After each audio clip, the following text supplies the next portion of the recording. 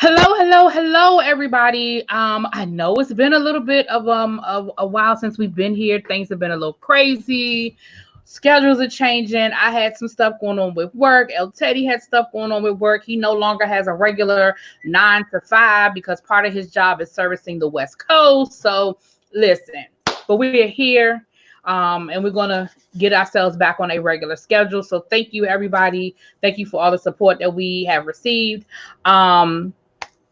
El Teddy, how's it going, boo? Oh, I'm good. How have you been? It's been a while. You know what? I've been stressed out. You know that I have been stressing myself about things with work. You know, you had to talk me off the ledge a couple of times. I did. Because I don't think people really truly understand from a teacher's perspective how some of these things are affecting us. And then I just the last couple of weeks I just been kind of in my head a little bit, So I'm here. My kids took the AP exam yesterday. I haven't had a chance to debrief with them yet. We're gonna debrief tomorrow, so keeping my fingers crossed that they feel good. That's all. You know what I'm saying? So, hello? No, I'm here. I'm sorry. I was reading something. Oh, okay. No, I didn't know if I lost. I didn't know if I lost you. But anyway, yeah. So that's it. What about? Okay, so we decided today that we were going to talk about what to look for in the fall. Now, there isn't any. Hold on a second. El Teddy, you go ahead. You do me a favor. Take it for me for a second. Okay. We decided that we were going to talk about right now.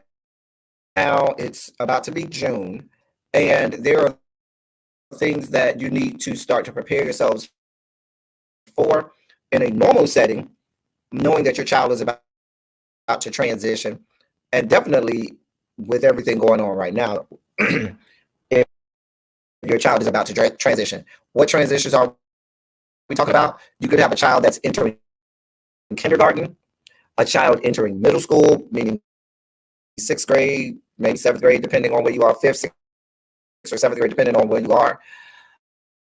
A child transitioning into high school, maybe 9th grade, and then a child entering transitioning into college. And so post-secondary. And so what are some things and what's some advice that you need to know for that child that's making that transition? Who to contact, what to look for, what things you may need to be aware of right now. And then in this 2020 COVID-19 day and age, how that may change what you would normally do or what would be normal standard operating procedures. So those are some of the things that we want to talk about.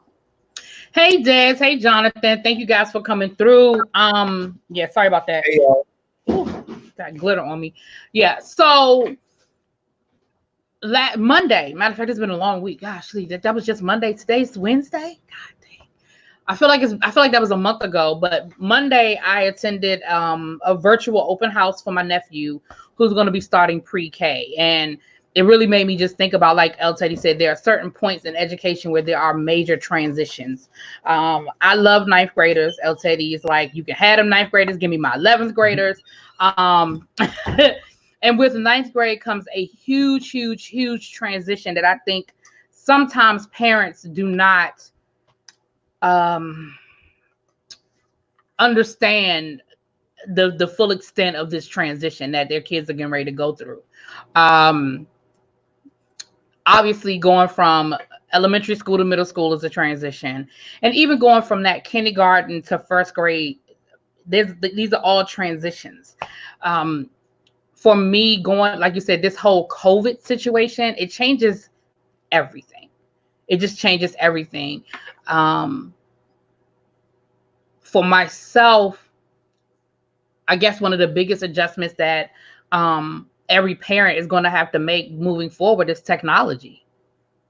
Making sure that your students, your children have access to what they need for online and virtual learning. And I know that's easier said than done in some cases. I get it. I understand that. But that's definitely going to be a big thing. I know for myself, some of the resources and stuff that's in my school district, the kids can access it from their phone, but they can't do anything from their phone. They can get into the website, but if they have to type or do any type of activity, it can't be done from their phone. So having a phone isn't always going to be what the best option either.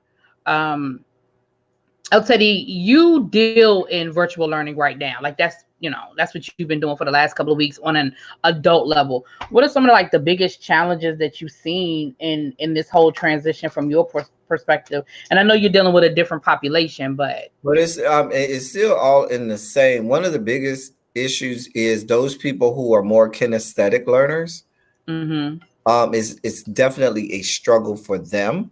Mm-hmm. Because they're the ones who need manipulative. They're the ones who need to touch mm-hmm.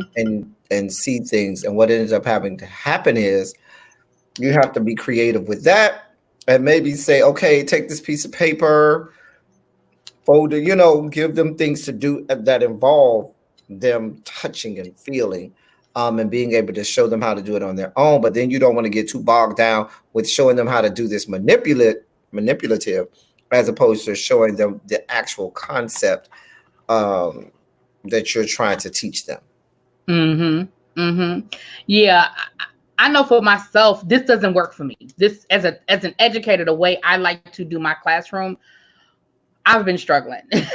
I've been struggling on my part of it, and I know a lot of it is the unanswered. So many of the unanswered questions. I don't do well in uncertainty. I don't do well with that. And so that has been something that I know that I have struggled with. For parents,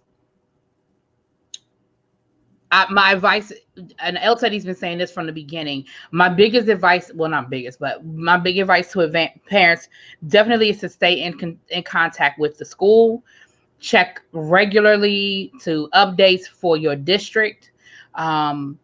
Nothing at this point, there isn't, what's the word I'm looking for? There's no such thing as unimportant information. Everything right now is pertinent. Everything is important. Every email matters. And, I know sometimes we have a tendency to throw away stuff that we think doesn't apply to us. But at this point, if the school is sending it out, you absolutely need to get it, and you need to know what's going on.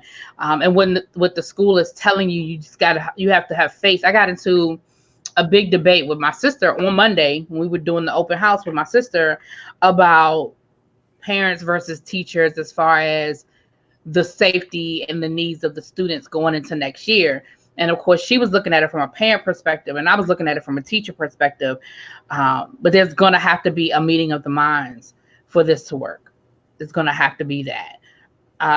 When you talk about transitioning, now you dealt with elementary, so what would you talk about? Well, I haven't taught elementary. I've dealt with. I know it's been a long time, but middle school. You did middle school, yes. Right? Okay. So when you were doing middle school, I did go and look up some things with elementary, especially that kindergarten. One of the major things that all parents know that they have to secure first is shots and inoculations. All of those things, you have to make sure your shot records and all of that stuff is up to speed, that you've got it all. Public school system is not a system where you can have your own conspiracy theories about how having your child getting vaccinated is going to cause them damage, because they're not going to let you in the door. Right. And in this day and age, it just can't happen. It just can't. And especially with everything going on with COVID, excuse me, now is just not the time. And if you are, you're, for whatever your reason is, that I agree with you, El Teddy. I definitely agree with that. What else did it say? The other thing is, and I didn't know this until, I started to delve into it more. Most elementary, definitely kindergarten. Check the well, this won't apply. This may not apply at first right now, but the biggest a wake up call I should say I got was looking at the supply list of kindergarten and preschool and elementary school teachers. Like I was floored. They Painful. asked for about $300-400 worth Yep. of supplies Yeah. that every child has to bring. Every parent is required to have for their child. And I looked at the list and I was like, oh, this is serious. I couldn't even dream of having a supply list that. Yeah, and it's a lot. And God forbid your child is at a school that has uniforms. You add uniforms on top of that, $200-300. And so again, But I think uniform is saving money as opposed to costing more money. but I'm talking about like all of it being at the beginning of the school year like that. And you got to plan for it. Like we're ordering my nephew's uniforms now. And of course, we're ordering them in bigger sizes because we don't even know if he's going to be going anywhere in the fall. But just so that we'll have them, you know what I mean? Because back in the day, parents would spend all that money on school clothes in August. Right. And instead of it being uniform, it was regular clothes, which sometimes cost more money. Yeah. I think another thing I don't know anything about that. I wore a uniform all the way through. So. Another thing that parents have to think about is weaning your child off of the need to have you in their space. Yeah. That's probably the biggest transition. The whole first week, first 2 weeks, first month of school, they crying every day when you drop them off. Mm-hmm. And understanding sometimes it's worse for the parents than it is for the child. Mm-hmm. That being away. And so now you have that helicopter parent that don't want to let go and that doesn't want to let the education process, be what it is. What do you think is going to be the biggest transition when we do finally go back into the classroom for students? Getting back to being disciplined. Mm-hmm. They're totally undisciplined right now. Oh, I know. Totally. Trust me, I know. And so becoming back disciplined with regard to being in school, focused, doing the right thing, not checking your phones, not, mm-hmm. Focusing on the teacher. It's going to be awful. Awful. Horrible. I tend to agree 100% that getting back to a regular schedule. Jonathan, your question was, do you feel this is more work for teachers with offering materials online? I'm going to speak for myself. I don't know if I would use the word more work. I would definitely,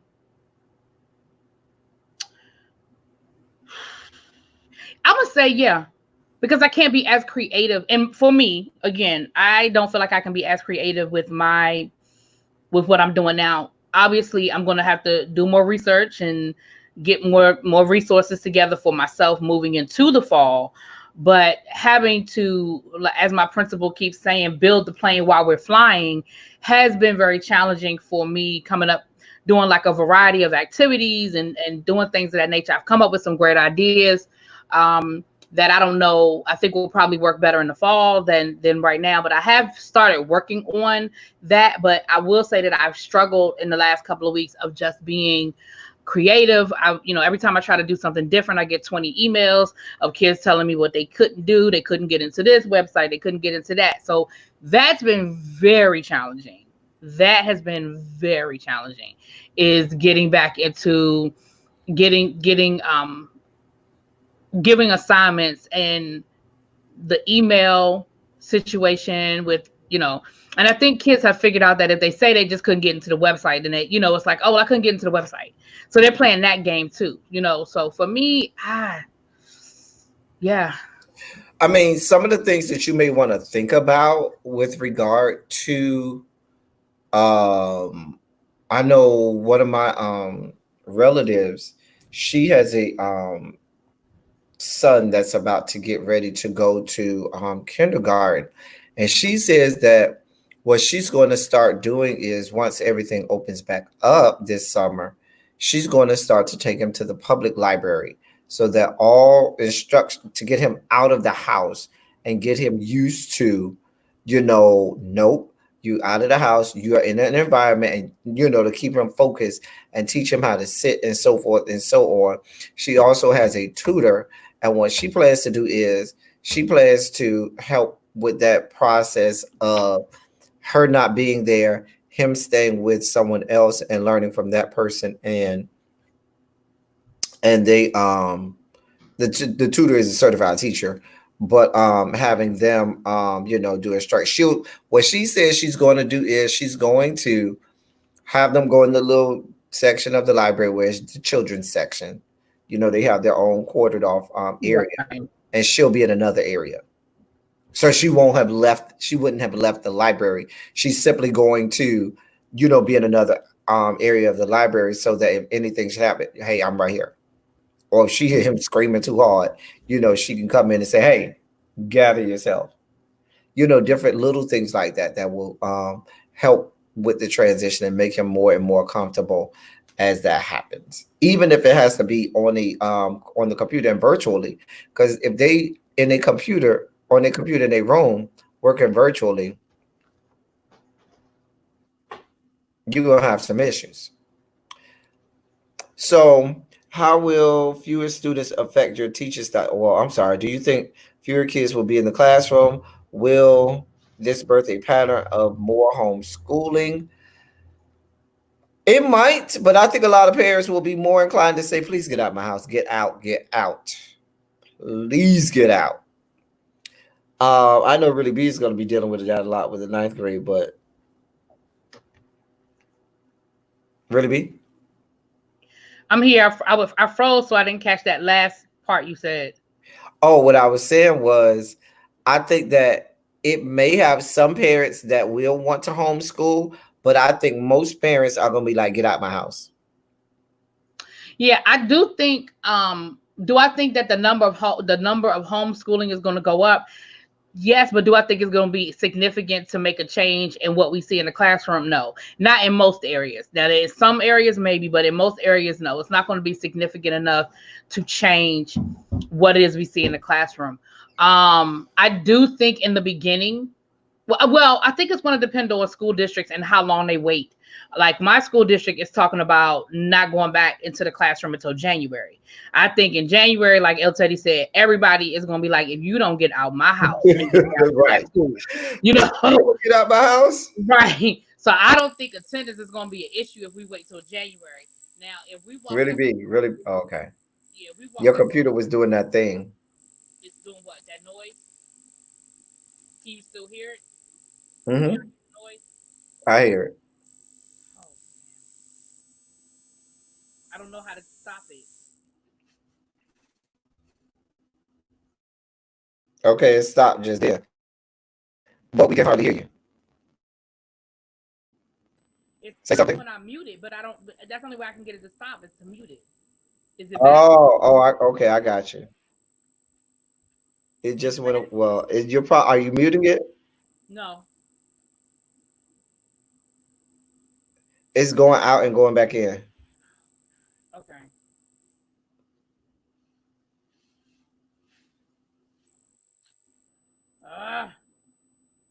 Is it? Can you hear it? Is it back? Yeah. Is it with your webcam? No, Is it your webcam? I don't think so. I'll try to take the webcam off. Hold on. Is it gone? Okay. It's gone. So it is my webcam. Yeah, it's gone now. Okay, then it's the webcam. All right, sorry you guys. Sorry. Yeah, I don't. Again, it depends on when your school district goes back, because I don't think we're going to see a significant drop in population starting in January. Like, I just don't.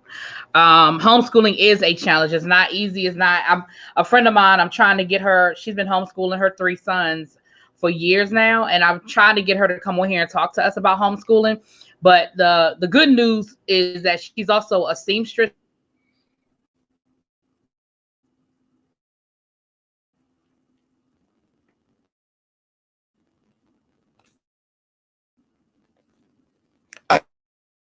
think she's frozen. But just to continue the conversation, I do think that I think that there will be some people who do homeschool, but like he said, not that many, where it doesn't where it's going to affect the overall, because people will be ready. I think also one of the dangers of homeschooling is it's easier in the earlier years, but then when you get to like high school and those subject areas are much more concentrated, it becomes a lot more difficult if you don't have expertise in math for you to be trying to teach algebra 2 and pre-cal and stuff like that, or for you to even get into the major sciences like the chemistries and stuff, or even biology and stuff like that. Those things get very difficult if you don't have a well of knowledge in those areas, even English and history for that matter. So because you'd hate to have to provide instruction that's counter to what the standards of education Facts. is. Facts. Yeah. No, I was ahead. gonna say, because I really don't even realize where I left off. My internet, y'all see, my internet is giving me some. We were talking about the homeschooling. I was going to transition from talk about the transition going from elementary to middle school. Okay, go ahead.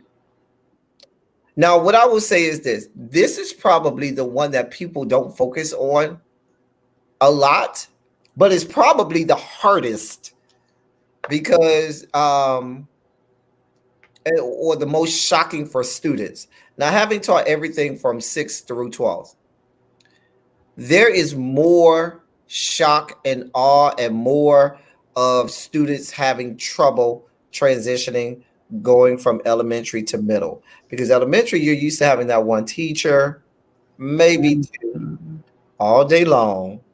You have one style, and that's all. You don't have to travel too much. When you get to middle school, all that is out of the window. You got 6 or 7 classes. You got to go. You got to keep up. You have exponentially more homework. You got 6 or 7 different teaching styles that you have to.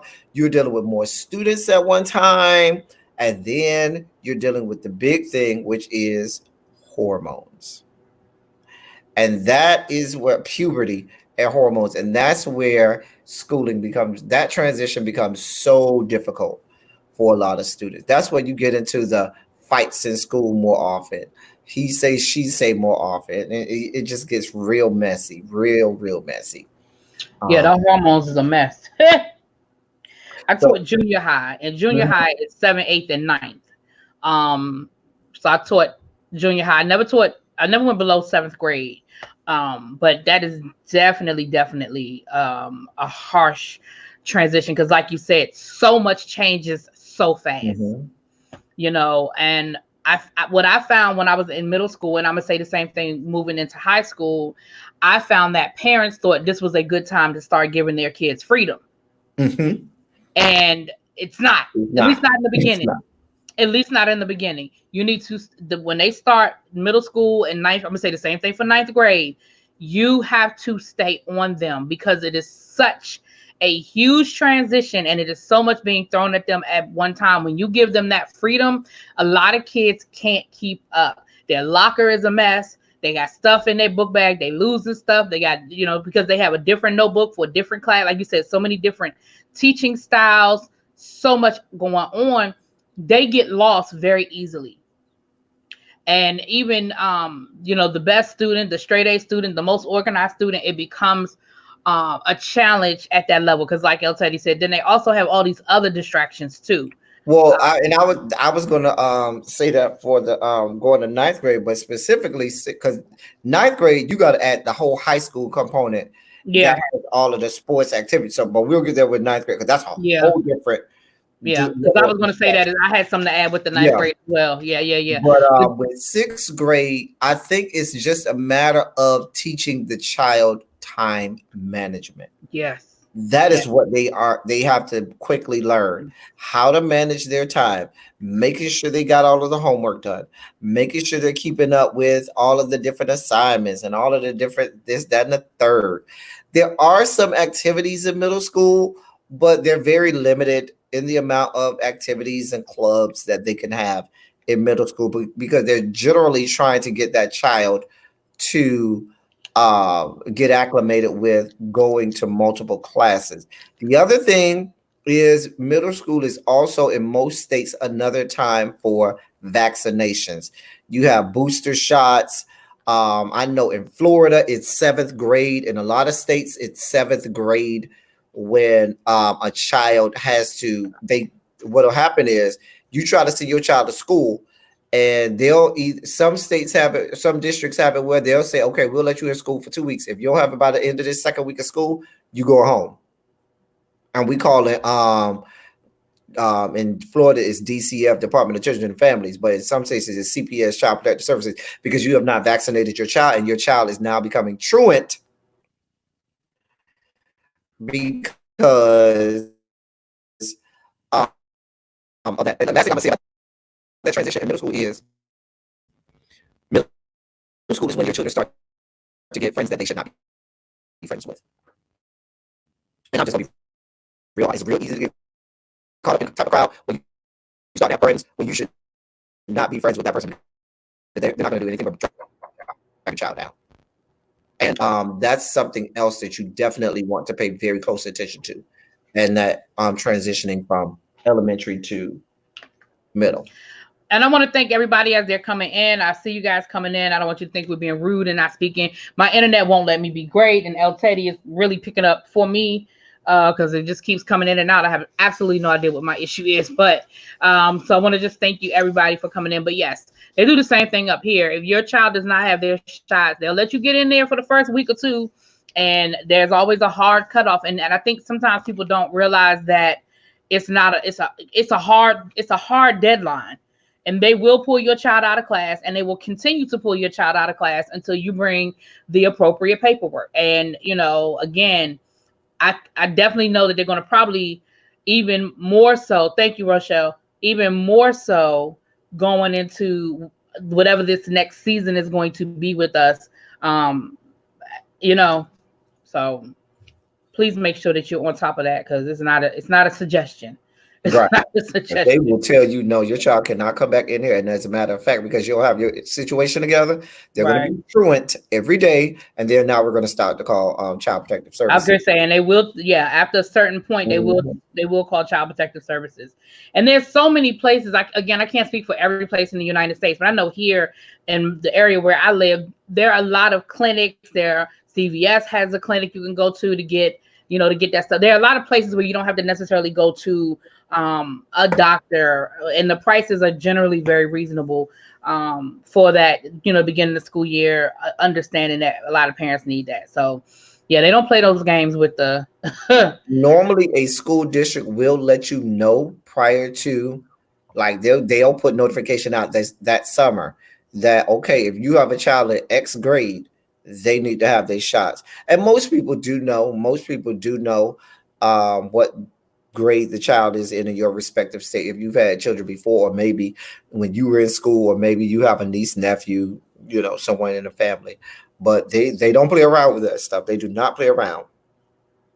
Yeah, a lot of Department of Health, your county health department, or your municipalities health department will offer free inoculations or vaccinations, or they'll be able to tell you where to go to get those.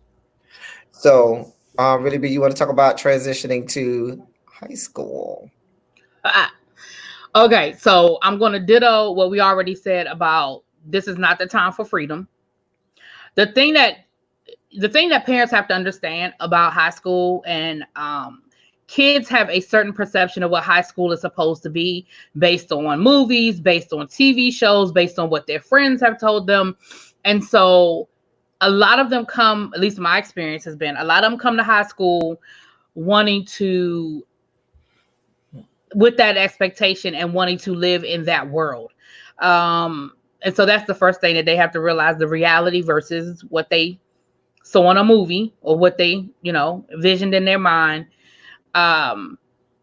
the organization, once again, high school again takes that schedule to the next level. I know in my school we have like an A-Day, B-Day schedule, and I've had my ninth graders tell me, oh, I left my B-Day notebook at home, and it was A-Day and they didn't have any of their work for A-Day. So again, it's about the organization.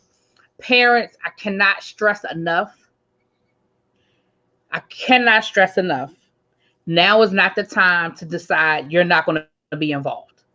Please, please, please, you have to go to the school. You have to meet your kids' teachers. You have to understand the expectations. My biggest issue grade-wise with ninth graders is that the expectation of what it is that we're looking for is different. On a middle school level, elementary school level, it's a very rote memorization type teaching. You just need to know your ABCs and get your phonics, and that. In high school, it's the application of that. The foundation is laid, and now it's the application of that.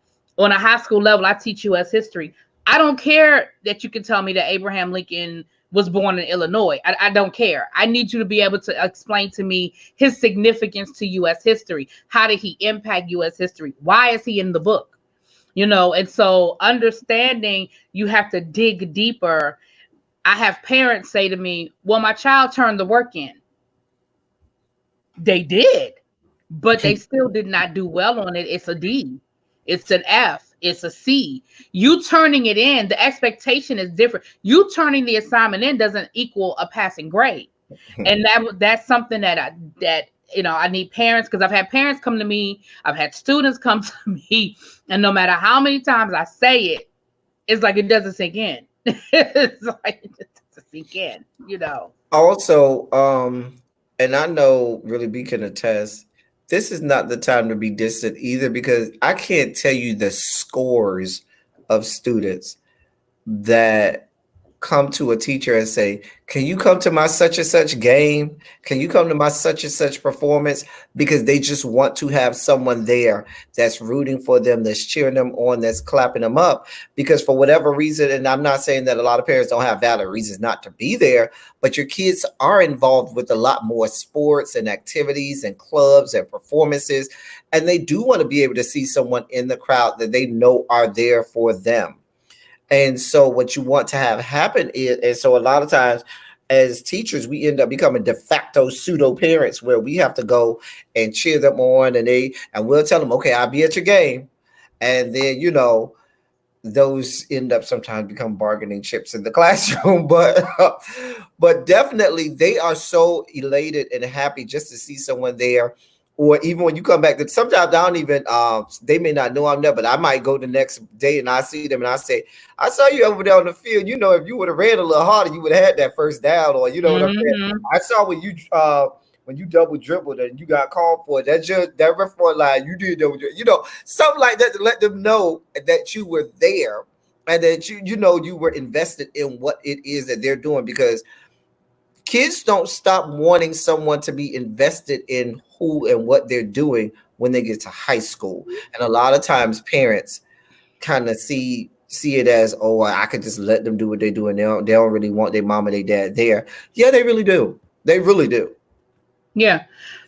And it's about building those relationships, and that goes a long way that El Teddy is talking about as well.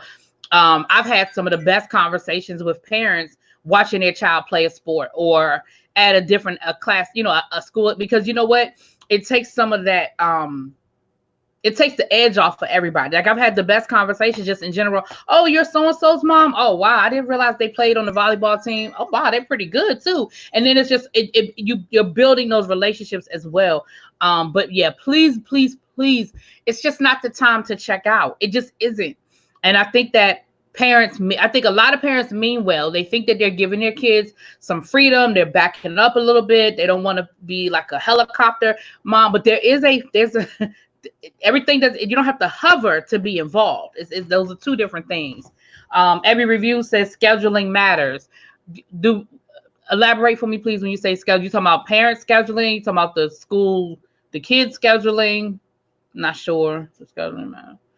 My husband and I are very involved. My daughter is finishing up her last days in pre-K. Oh, she'll be going into a general kindergarten class with EC modifications. Oh, okay, EC pre-K. Okay.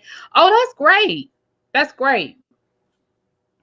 Not I was that mama with the custom t-shirt. You know what? I believe you. There's no doubt in my mind that that was you. No doubt in my mind. You were probably also the mama that was fighting with the referee when they called something and you didn't agree with it. I could see that too. You shaking your head. You agree with me, don't you, Eddie? Oh yeah, Teddy. oh yeah, because I know she would. I probably be in the stairs like, Lord, oh Here my, she go. Yeah, come right, on, man. right, exactly. That's the parent who, when I say, don't make me call your mom, please don't call that lady, please, because you Right, know she gonna come here acting a fool.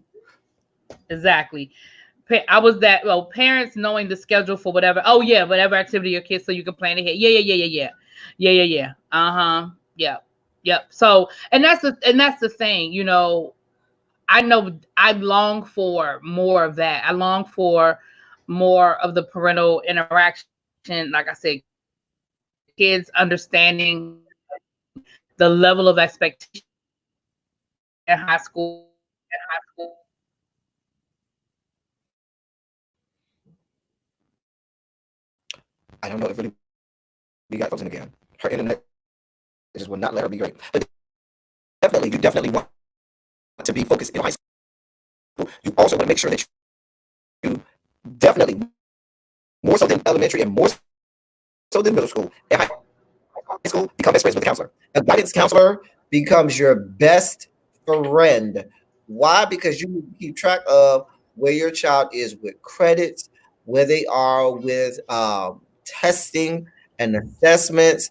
If you have, I know in Florida we call them CAP advisors, but which was our college assistance program advisors, or whoever is the person at your local school site and vested with the responsibility of helping kids get into college and that transition as we begin to talk about that transition.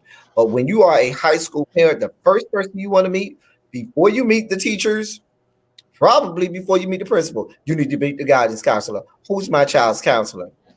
Yeah. Because that is your first point of contact more often than not.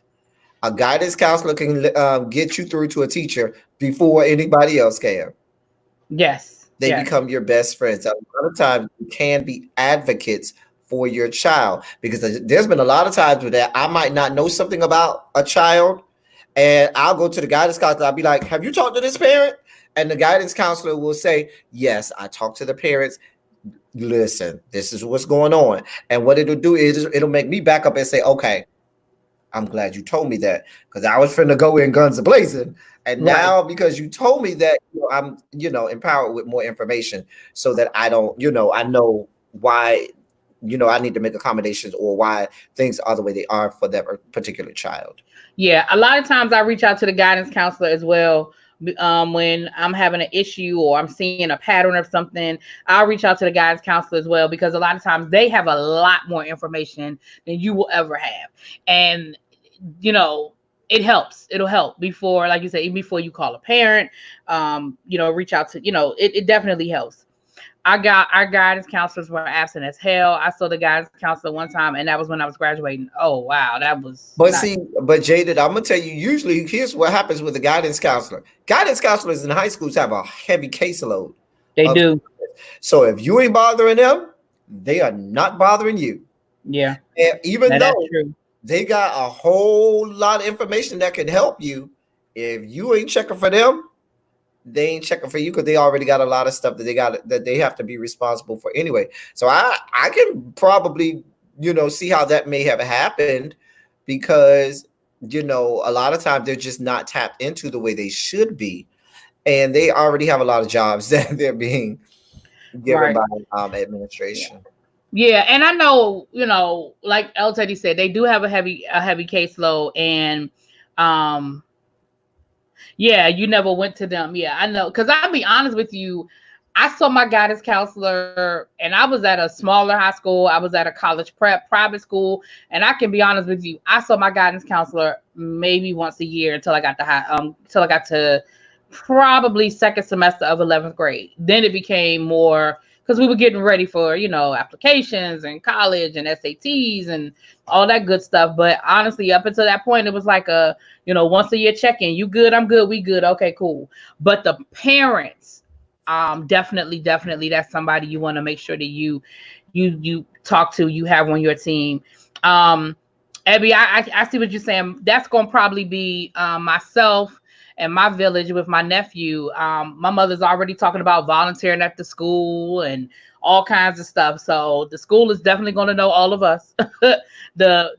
His preschool knows all of us. So his school is definitely going to know all of us. And keeping that village, because that's the other thing too, parents. If you can't do it, create your village. And it doesn't always have to be your family. It could be your best friends. It could be your sister circle. It could be whatever, but create that village, because guess what? Little Billy will look up into the stands, and if he see Auntie so-and-so, he gets it. It's still somebody that's there on his team, that is on his side. Back to school night, if mommy can't make it, but Uncle so-and-so is here, guess what? That still means that somebody from my village is here. Somebody from my village showed up. So definitely, I know that everybody's situation is not ideal. We have single parents. We have people working more than one job. I get it and I respect it. So create your village. And if you don't already have one, start creating your village and figure that out. I'm going to give a shout out to Crispy's PDB, excuse me. I've been getting your email. She shared some stuff with us in the email. She sent us some pictures of what her school was doing in reference to, letting the kids know that they missed them and everything. I didn't want to post it publicly because it had people's faces on it, but I'll share it with, El Teddy, he could see it in the email. But I thank you for reaching out and just sharing some of the resources that, you guys are doing at your school. I did get the email, so I just wanted to give you a shout out, and I appreciate that educator reaching out to us and giving us some encouragement and ideas of different things that are going on at her school. So, and I was more concerned about the basketball team. Oh wow! And as we transition to to secondary, or post-secondary, I should say, having that high school senior transition to a freshman in college, that is very difficult as well, because you talk about somebody dealing with senioritis. You talking with someone who was at the top of the heap, at the top of the mountaintop, that's now going to the lowest of valleys, being a freshman. Yep. And their study habits at the end of high school change, because they might have 4 or 5 electives at the end of their senior year and only 1 or 2 real classes. Whereas a freshman in college, you are loaded. You thought in high school you were ready to deal with. You thought that because you had mastered high school, I could deal with college. And you get to college and you think, oh, I have less time in class. Oh, I have more freedom. Not realizing my professor of one of my classes told me, he used to say, listen, we was a freshman in college. Let me help you understand something. If for every 1 hour of instruction of lecture I do, you are studying 3 hours for that, based on that 1 hour I did, you're missing out. You're not going to pass this class. You are not going to pass this class. And he meant that. And I know he did, because I studied more than 3 hours sometimes. But preparing your child once again to be away from you. And this isn't just like when you were doing it for kindergarten. Sometimes it's physically out of the state or out of your city, if it's within the same state, out of your home. They can't come home and cry and say, Mama, so-and-so did this to me. Can you come out to the school and work this out? Ain't no working out. Mm-hmm. You got to work out your own soul salvation. And just, being able to sometimes just be an ear. And, because they're going to call home. Crying. Mm-hmm. They're going to call home and say, I want to come home. And you're going to have to be like, no. No. Baby. Right. You definitely have to be no. You have to say no. Understand that Abby brings up a good point. Traditional 4-year college is not for everybody. Know your child and accept who and where your child is. There's nothing wrong with your child taking a different path. It's nothing wrong with that. I think we have expectations of what we think our kids should be doing. And I think at a certain point, we have to accept where our children are and that maybe it's not the traditional path. If you knew your child, I had to have this conversation with my mom when my sister was getting ready to go away to college. 12th grade year, my mother was still calling my sister and waking her up in the morning to go to school. I said, Mom, you can't do that because next year she's not going to be here and she's going to have to get in the habit of getting herself up, going to school on her own. And, you're not helping her by doing that. Like the fact that you get up, go to work, and you got to remember to call her to wake her up to go to school. No, go ahead. It's so funny that you mentioned some alternatives. There are programs when okay, my child wasn't ready to graduate high school. Wasn't ready to get out there in the real world and looking for alternative programs. You have programs like Job Corps, which a lot of people frown upon, but there are a lot of people who needed Job Corps to help them with that transition from high school to adult life. And a lot of times they'll leave Job Corps. I know that's a lot. The Job Corps programs for the high schools that I worked very closely with them because they would ask us for recommendations of those students that you just knew were not ready. And so when they left there, they had options. They could go military, they could still go to college, or they could transition right into the workforce because they had learned a trade or something that could, help them earn money. They even, I think the one back home in Miami, if they got a job and kept that job 6 months after Job Corps, they gave them $1,000 stipend. Right. I don't know if it was taxed, but I know they got $1,000 stipend on that just because they completed the program and had shown that they had transitioned into either college or the military or the workforce. I mean, you have, like I said, the military is there. You have also, if your child may not be ready for a university setting, maybe they still need to be home for a little while. Most community colleges have programs with the local state university system that says if you get your AA at that community college, you are guaranteed acceptance into any state university. Most states do have that type of program available. And a lot of students just don't know that, and they shy away from community college as well. Yeah.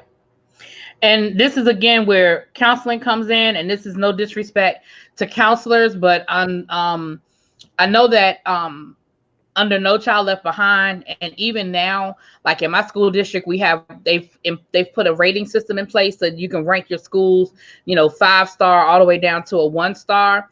And one of the criteria, and I know this was used under No Child Left Behind, and they're also using it, is about the cohort.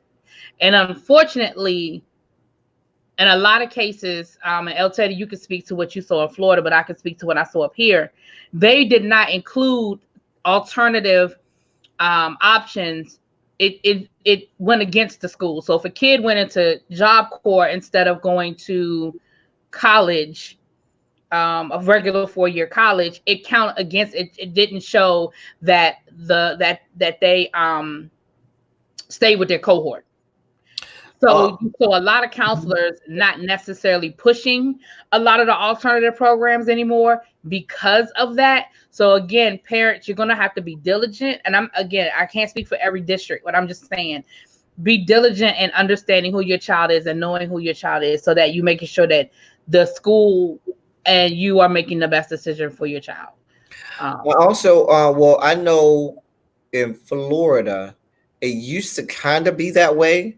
But when stuff changed, when there was another change under the Obama administration, because we had the school grades and stuff like that, and it was just like a report card, A, B, C, D, F. Yeah. Now in Florida, every high school has to have multiple mechanisms that shows that they are ready to transition. It's either they're ready to transition to college, or they've earned some type of certification that says that they're ready to transition into the workforce. Mm-hmm. Like you can get a Safe Serve certification, you Mm-hmm. can get a Microsoft certification, you can get, and that's a part of the curriculum, and that is factored into the school grade and so forth. So definitely you can do that. And I'll say this, it's so funny that I mentioned Job Corps.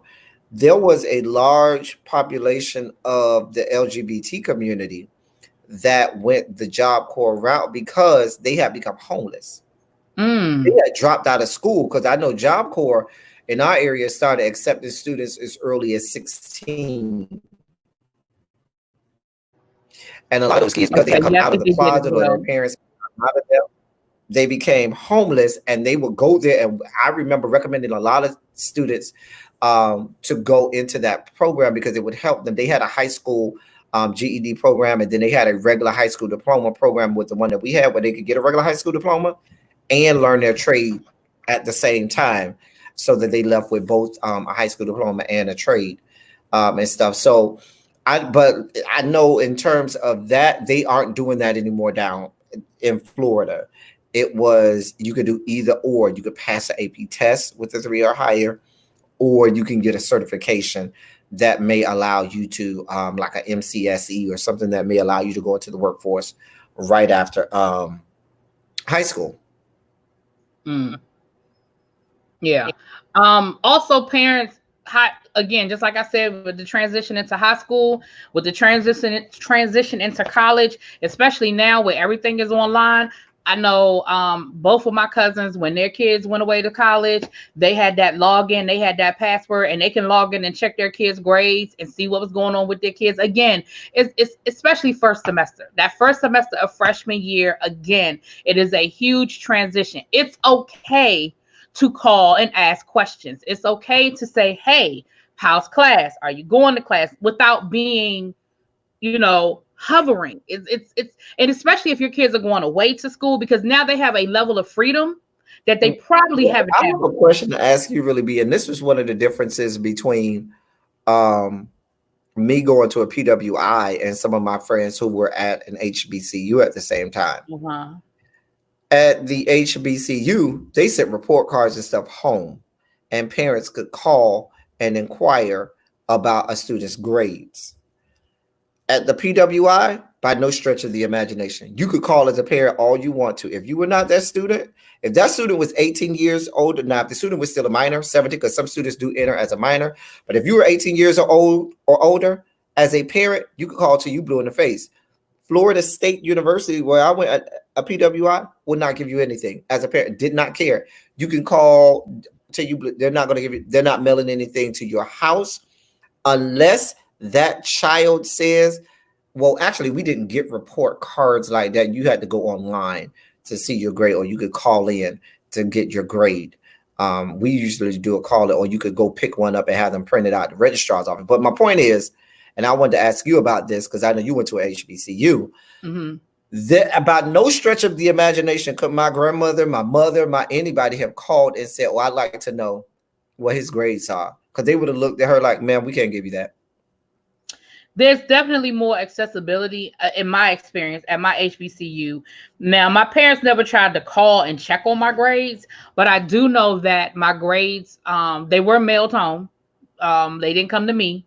They went to my parents' address.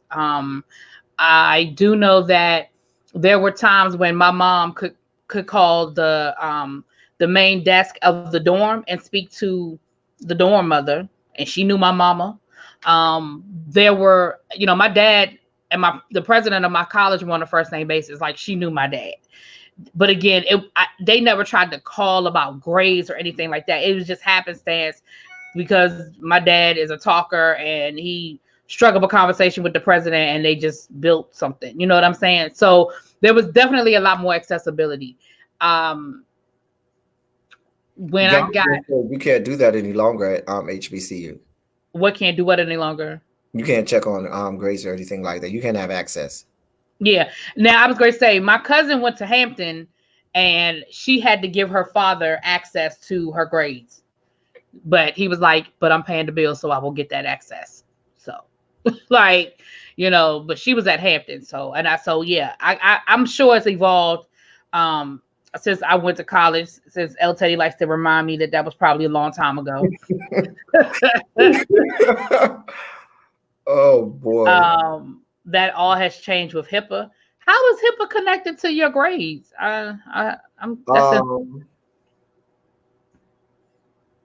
Well, I think it being a part of the Privacy Act. Because again, my girlfriend, her daughter is at Central right now, North Carolina Central, and again, the grades are online, but she has that access. Now, I guess her daughter could, change the password, and I'm not sure what that looks like, but I do know that all of that information goes through the children, and the kids have to give their parents permission.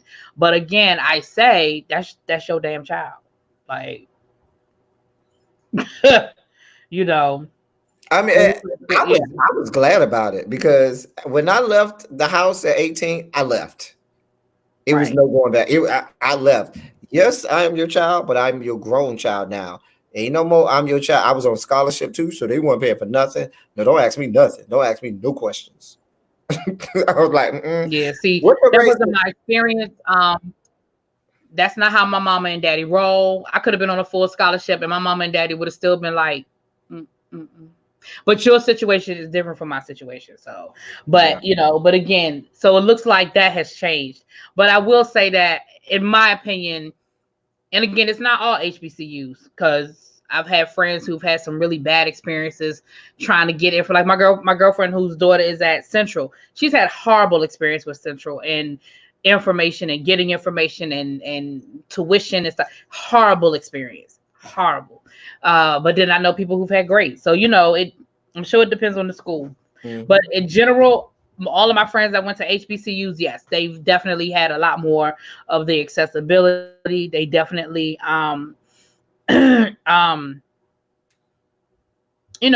just felt more comfortable in that environment than my friends who went to, PWI. So. Comment? Huh? Did you see Jonathan's comment? I'm reading it now. During freshman, we let parents know they need to make their child fill out the consent form if they want to access it. Yeah. Yep. So for me, I think the ongoing theme and understanding is that whenever your child, first for parents, is identifying the transition years, which we've sort of highlighted, is that kindergarten to first grade, that 6th grade to 7th grade, that 9th grade to 10th grade, and then middle school. Yeah, if it's middle school, depending on, but that transition into middle school, and then of course transitioning into college. And the biggest thing is identifying those transition years and making sure that you are staying, at least in the beginning, staying on your kids, making sure that they are doing well with that adjustment to more teachers, more expectation, the change of expectation, and that piece of understanding that now you're dealing with different teachers who have different teaching styles. The syllabus is your friend. I know a lot of times we tend to take it, throw it away, and never look at it again. The syllabus is your friend for you and your students. It's not just for college. I'll be honest with you, I ain't paid attention to the syllabus till I got to college. However, probably would have made my life a lot easier if I did pay attention to it in high school. I know some kids, and I haven't taught college many times. I know some kids who don't pay attention to the syllabus even in college. Yeah, I've had that experience. I say to them when they come for office hour and they ask me some trivial question, sir, ma'am, did you look at the syllabus? Did you read the syllabus? It's right here. Oh man. Pre-K is also great for children. Okay, so pre-K, I had that experience, and I had that experience as well when I was dealing with students on a college level. It was a transition class I was teaching for kids who weren't quite ready for college. So it was that, but it was it was at a college, but it was that transition class. And even then, the struggle was real.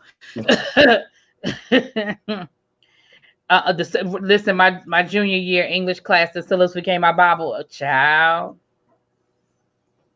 Yep. Ciao. Okay. All right, you guys. Well, listen, we've been here for an hour. Are there any questions? I want to thank everybody who came through. Looks like Absolutely. we had a good crowd today. We had great comments from the chat, good questions from the chat. Is there any are there any final questions anybody wants to ask? Anything you guys want to share with us? Again, as always, our email, it is in the description box. It is the teacher project 2.0 at gmail.com. Any questions that you want answered, anything that you think of after we get off of here, any topics that you want us to discuss, please put it in the description box. Put it in send us email. I do check the email so that if there's anything to share, any questions, any topics that want to be addressed, I definitely make sure that that El Teddy and I we speak on it, we share it. Can you see school systems switching to students going to school in shifts like in Jamaica? Some kids going. Honestly, Jonathan, that's one of the things that my school district is actually talking about. So the answer is yes, I can see that. My school district is actually talking about doing a A-Day, B-Day thing. I told you in my high school, we have an A-Day, B-Day schedule. So when it's A-Day, those kids come to school and everybody else stays home, and B-Day, like they're thinking of doing that. They're thinking of doing a 9th grade, 10th grade, 11th grade, 12th grade day, where it's only the 9th graders in the building, only the 10th. So yeah, they're definitely bouncing around a lot of those options. So the answer is yes. Do I know what it's going to look like? No, but definitely yes. Abby, to answer your question, when parents should start checking on what reentry in the new year will be like, I would say definitely after June 30th. Almost every school district I know, I'm not going to say everyone, but just about everyone, the fiscal year ends June 30th. So that means that your state Department of Education, your local school district and school board, is everything turns over on July 1st. So a lot of things are secured for the next school year during that month of July. Definitely during the first half of July, from July 1st to July 15th, because they know after July 15th, stuff starts to pick up real fast and you're full speed ahead into back to school getting ready. So I would definitely say statewide Department of Education systems will start to make some not etched in stone, but some definitive decisions probably around June 30th with regard to the upcoming school year, which then will trickle down to your local school districts. So definitely, I would say if you want to, you can start as early as maybe after 4th of July, second week of July, but definitely around the July 15th, middle of July mark is where you want to really start to call. I'm gonna tell you, you're gonna have to call because a lot of times you can't get nobody, or you might get a voicemail, or they might run you around in circles. But call, or even if you have to stop by the school, hey, somebody needs to tell me something. So definitely around that time. And remember that a lot of schools are keeping very different office hours. I know, again, my sister is getting ready for my nephew to go to elementary school, and their school is by appointment only. So you definitely have to make sure that you're looking out for stuff like that as well, that some school districts aren't opening up and staying open on a regular basis. It's appointment only. So you definitely, again, I say the same thing with El Teddy. And the website, check their website often. Check the district website and check your specific school's website to keep up with what's being said and what changes are being made as well. Even in school, I know DC's fiscal year doesn't start till October 1 because, DC's a colony and not a state, but that's another conversation. But even then, decisions are still made over the summer for the school year. So you definitely want to keep track of all of that. Yep. Any more questions? Right, I was just about to say, do you think this will kick off year round? Do you keep schooling since some schools are ongoing until January? That goes back to what we were saying when this all first started. It's a case by case scenario. Yeah. Specifically, I can't even say it's state by state. It's district by district. because it just depends on your local district. I would say definitely there are going to be some state mandates, but that district still will then have the authority to make whatever decisions they want for their individual district. So you want to check your district website and your school website. Every school website has to link you to their district website. So if you want to get to your school website first and then utilize that to get linked up with the district website, I would say do that. And save it as one of your bookmarks on your browser. Yeah, because you will be using it often and early and often. Do you think this can be done safely for teachers and students? Here's the reality. I don't know the answer to that question, but what I do know is that eventually we got to go back. Mm-hmm. So the best thing that school districts can do is try to figure out a way that is keeping in mind the best practices, safe practices, the social distancing, and how they can, with the best. But we've got to, at some point, we got to go back. So I don't know. I guess safety is relative, but we got to go back at some point. So they're gonna have to figure out something. I think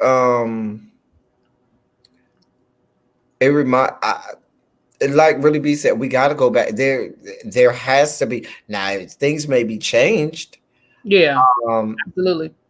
Or you know what I'm saying? There may be changes in how even teachers provide instructions, because I just have to wonder about whether or not there's going to be requirements on social distancing within the classroom, or if there will be restrictions put on class size. And things like that. Or thank you, Food Junkie. I appreciate your support. Thanks, love. Oh, thank you so much. Thank you so much. But definitely you want to think about that, because I'm just thinking about having an assembly. How that? Yeah. I definitely do not literally having an assembly. Yeah. I know that going to lunch. Yeah. I know that I spoke with someone. I'm on the PBIS committee at my school, and we had a meeting earlier this week, and I know my school has already ordered 2,000 masks. They've already ordered masks in bulk with the school name and emblem and stuff. They're going to try to make it, something that's fun. They put the school name and emblem on it, but we ordered masks, and I'm sure it's going to probably be mandatory to a certain extent, at least when we first go back to school, that everybody come to school with a mask on. So again, like El Teddy said, is it going to look different? Absolutely. But Abby said her mom's daycare is reopening June 1st. She's ordering. Some of the things that we take for granted is counter to all social distancing. Going from class to class. Yeah. The amount of contact that a child has with another person, going from class to class, going to lunch, before school, going into school, after school, leaving. Again, that was another conversation that they're having. That I know they're having is my principal is trying to figure out that transition. They're even talking about the kids staying in place and the teachers moving to cut down on the amount of movement. But even with that, like I know, El Teddy, you can't keep kids in for 8 hours. Like there still has to be some transition, lunchtime. Even if we could work that out, there's still that lunchtime transition. Mm-hmm. I know the elementary schools are talking about having kids eat lunch in their classroom, but we ain't gonna be able to do that with the high school kids. Half of them don't even bring lunch. So they're gonna have to go to the cafeteria. It's just, again, all of these things have to be worked out. And I agree. Abby said that, her mom is gonna have them, the kids taking their temperature before they come in the building. Like, there's gonna have to be things put in place. Definitely gonna have to be things put in place. But we're going to have to figure out what the best options are. They may not be the perfect options, but the best options for what each school district, the needs of each school district. I know the priority in my school district is elementary school kids, getting them back in the building, because they figure the high school kids can better adapt to the online learning than the elementary school kids. Jonathan, earlier in the conversation, you were talking about your nephew being in 10th grade and you worrying about him getting everything he needs. Again, I go back to where we started with all of this, where I was kind of stressing to everybody that you guys have got to find resources and independent things to make sure that your kids are getting what they need. And again, I understand you can't teach calculus. I get it. But you can find some resources, online resources, books, things of that nature that somebody else can help them. I mean, Khan Academy has great resources, and there's a video on here for Khan Academy. I showed you guys how to get on Khan Academy and use it. They have great math programs. So we're gonna have to just figure it out. There's no universal answer, but we're gonna have to figure it out. Please don't add things to math to break down effectiveness. What you mean, Miss Sunshine Fillet? You said don't add things to math breaks down the effect. Explain to me what you mean by that, please. I just want to be clear about understanding what you're saying. That's what they would do. And then if there are no more questions, we're going to get ready to wrap it up. But I wanted to see what Miss Sunshine said in reference to the mask. She said she works in healthcare. Oh, embroidery. Oh. Because you will be poking holes in it. Yeah, that makes sense. That makes a lot of sense. And a lot of times, if you if you glue it on, but if you do the kind where you do the stud stone where it actually pokes a hole in it, I can see that being an issue too. Yeah. Well, I know like the mask that was sent to me, it's bejeweled.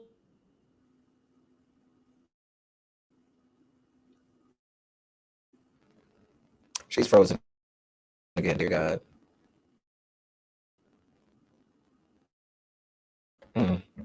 She's frozen again. Wait, I know one thing that. Sorry, you guys, it keeps kicking me off. What I was going to say was. Sunshine, try not to add anything. Yeah. I was going to say, like, the mask that I have is bejeweled, but it's double lined, so it's still blocked, and this was glued on. It wasn't. This was put on with like you said, with a machine, I guess. I don't know. I don't want to speak on how it was made, but there's a double lining, so it's not all the way through. Anytime you add, you're compromising the integrity of the mask. Okay, I understand what you're saying. Got you. Okay. Well, we'll definitely be careful and keep that in mind. Thank you for sharing that with us. All right, you guys. Thank you so much for coming through. I appreciate the CDC does not approve. Oh, okay. Well, I'll just put on my medical mask underneath because I'm gonna wear my bejeweled mask. I just put one of my medical masks underneath it. I just have to. Anyway, thank you guys so much for coming through. I really appreciate you. Any more questions or comments, please make sure you guys email us. We definitely look forward to it. And we are back on track, you guys. We come up with a regular day and time, but for right now, we are definitely back on track, bringing you guys some regular content and regular information that can help you guys out. El Teddy, last words for real. Right. Definitely with education, be vigilant. Understand that even though you're a parent or pseudo parent and you are the adult, you two are still learning. I am still learning. Really, B is still learning. You two are still learning, and we all are still learning, no matter where we are. If you ever feel like you aren't, when you stop learning, you stop living. So, always be educating yourselves. Stay vigilant with regard to. Do not get weary in well doing, because I'm telling you, when you start making these phone calls, you are going to say, "I don't got time for this. Screw it." Do not get weary in well doing. Be vigilant, okay? Be persistent. And yes, we'll be here doing what we do. Feel free to send us emails, ask us questions, and let us know your thoughts or topics. I think we had, what was that we said we was going to do? Oh, I know what it was. I remember now. Okay. Press the button.